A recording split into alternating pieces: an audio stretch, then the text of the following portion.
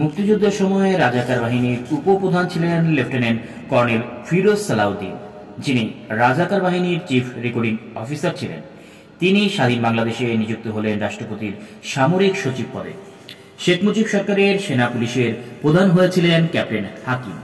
মুক্তিযুদ্ধের সময় তিনি পাকিস্তান আর্মির 31 ফিল্ড রেজিমেন্ট ট্রানজিট ক্যাপ্টেন হিসেবে মুক্তিযোদ্ধাদের বিরুদ্ধে সরাসরি অপারেশন পরিচালনা করেন। আখাউড়া, তেলিয়াপাড়া এলাকার অনেক মুক্তিযোদ্ধা তার অপারেশনে শহীদ হয়েছে। মুক্তিযুদ্ধের সময় পাকিস্তান আর্মির গোলাবারুদ সরবরাহের দায়িত্বে থাকা পাকিস্তান আর্মির অর্ডিন্যান্স কোরের অফিসার লেফটেন্যান্ট মোতাব্বের ও লেফটেন্যান্ট ফরিদ স্বাধীন বাংলাদেশের পুলিশ বিভাগের উচ্চপদ লাভ করে। এয়ার কমরেড আমিনুল ইসলাম মুক্তিযুদ্ধের সময় পাকিস্তান গোয়েন্দা সংস্থা ISI এর ঢাকার প্রধান ছিলেন। স্বাধীনতার পর শেখ মুজিব সরকারের প্রশাসনে তিনি হলেন সশস্ত্র বাহিনীর গোয়েন্দা বিভাগের প্রধান। হানাদা বাহিনীর বহি ও সক্রিয় দালালও গুরুত্বপূর্ণ সরকারি দায়িত্ব পেল। অন্যদিকে বহু নির্দোষ ব্যক্তিকেও ক্ষমতাসীনদের ব্যক্তিগত রোশনলে পড়ে সর্বস্ব হারাতে হয়েছিল।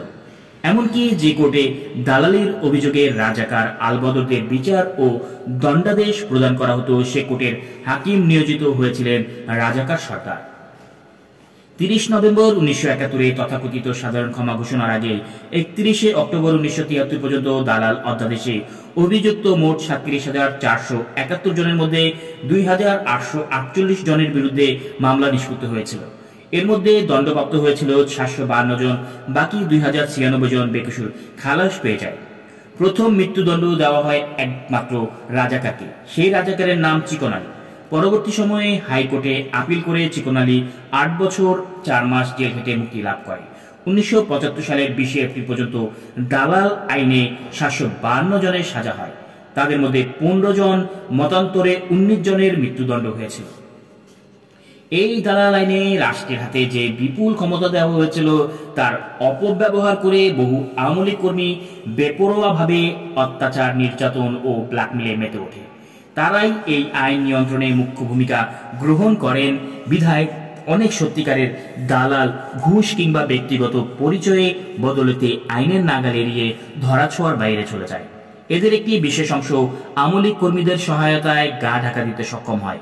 ফলে এই আইনের বাস্তবায়ন প্রক্রিয়া, এর গ্রহণযোগ্যতা নিয়ে জনমনে অসন্তোষ এবং সন্দেহ দানা বেঁধে ওঠে। তবে দালালদের বিচার যে সহজ হবে না, তা ডক্টর আনিসুজ্জামানের সাথে তাজউদ্দিন আহমেদের আলাপে বোঝা যায়। যুদ্ধাপরাধীদের শাস্তি প্রসঙ্গে তাজউদ্দিন আহমেদ তাকে বলেন, চেষ্টার ত্রুটি হবে না, তবে কাজটি সহজও হবে না।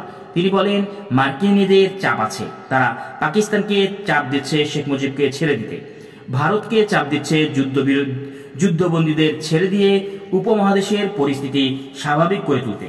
এছাড়া যুদ্ধবন্দীদের বিচার বিষয়ে সোভিয়েত ইউনিয়ন ইচ্ছুক নয়, ভারতও উৎসাহী নয়।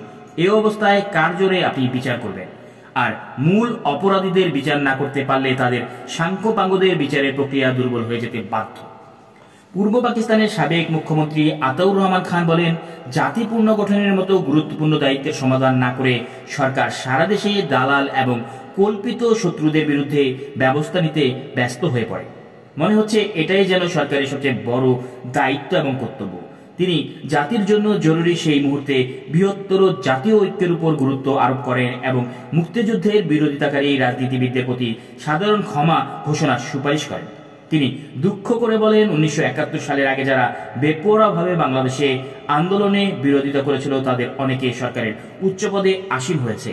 অথচ মুক্তিযুদ্ধের প্রতি সমর্থন থাকা সত্ত্বেও যারা পাক বাহিনীকে সমর্থন দান করতে বাধ্য হয়েছিল, তাদের অনেককে গ্রেপ্তার করা হয়েছে, অনেকে দেশ থেকে বাধ্য হয়েছে। দুঃখ প্রকাশ করে তিনি বলেন, এই আইন জাতিকে দ্বিধা বিভক্ত করে ফেলেছে এবং এই আইনের মাধ্যমে বিচার একটি প্রহসনে পরিণত হয়েছে। দালালদের কাছ থেকে আর্থিক সুবিধা লাভ করে রাজনৈতিক নেতারা খুব সহজেই ঘুষ ও দুর্নীতিতে আসক্ত হয়ে পড়েন। এক পর্যায়ে এই পরিস্থিতি এমন এক স্তর পর্যন্ত উপনীত হয় যে ধর্মপ্রাণ সরল মুসলমানদেরও এই পরিস্থিতির খপ্পরে ফেলে হয়রানি প্রতারণা করা হয়। ফলে প্রত্যন্ত গ্রামাঞ্চলের সাধারণ মানুষের মধ্যে এমন একটা ধারণা বদ্ধমূল হয়ে পড়ে যে হিন্দু ভারতের উস্কানিতে এই সমস্ত কাজ চালানো হচ্ছে। 2019 সালের 14 ডিসেম্বর স্বরাষ্ট্র মন্ত্রণালয়ের পুরনো নথি পর্যালোচনা করে প্রথম ধাপে 10,789 জন রাজাকারের তালিকা প্রকাশ করে আওয়ামী লীগ সরকারের মুক্তিযুদ্ধ বিষয়ক মন্ত্রণালয়। এই তালিকা মন্ত্রণালয়ের ওয়েবসাইটে অবমুক্ত করা হয়। মুক্তিযুদ্ধ বিষয়ক মন্ত্রী আ ক ম মোজাম্মেল হক বলেন, যারা ৭১ সালে রাজাকার আলবদর আল শামস বা স্বাধীনতা বিরোধী হিসেবে পাকিস্তান সরকার কর্তৃক নিয়োগপ্রাপ্ত হয়েছিলেন এবং যেসব পুরনো নথি স্বরাষ্ট্র মন্ত্রণালয়ে সংরক্ষিত ছিল সেটুকু প্রকাশ করা হয়েছে। এই তালিকায় বিস্ময়করভাবে মুক্তিযুদ্ধে সংগঠিত মানবতা বিরোধী অপরাধের বিচারের লক্ষ্যে গঠিত আন্তর্জাতিক অপরাধ ট্রাইব্যুনালের প্রধান কৌশলী গোলাম আরিফ টিটুর নাম প্রকাশিত হয়। বরিশালের বাংলাদেশের সমাজতান্ত্রিক দল বাসদ নেতা ডাক্তার মনীষা চক্রবর্তীর বাবা ও ঠাকুরমার নাম রাজাকারের তালিকায় অন্তর্ভুক্ত হয়। ডাক্তার মনীষা চক্রবর্তী বলেন, একদিকে তার বাবা অ্যাডভোকেট তপন কুমার চক্রবর্তীর নাম মুক্তিযোদ্ধার তালিকায় গ্যাজেট 4113 পৃষ্ঠায় 112 নম্বরে রয়েছে, অন্যদিকে নতুন প্রকাশ করা রাজাকার তালিকাতেও নাম উঠেছে তার। মনীষা ঠাকুরদা অ্যাডভোকেট সুবীর কুমার চক্রবর্তীর নামও রয়েছে মুক্তিযোদ্ধা তালিকায়, কিন্তু সুবীর কুমারের স্ত্রী অর্থাৎ মনীষা ঠাকুরমা উষা রানী চক্রবর্তীর নাম স্থান পেয়েছে রাজাকার তালিকায়। এই তালিকায় রাজনৈতিক পরিচয়ে জামায়াত ইসলামীর সদস্য হিসেবে চিহ্নিত করা হয়েছে 52 জনকে। যদিও এই তালিকায় কিছু খ্যাতিমান জামায়াতে ইসলামী নেতার নামের পাশে দলীয় পরিচয় দেওয়া ছিল না।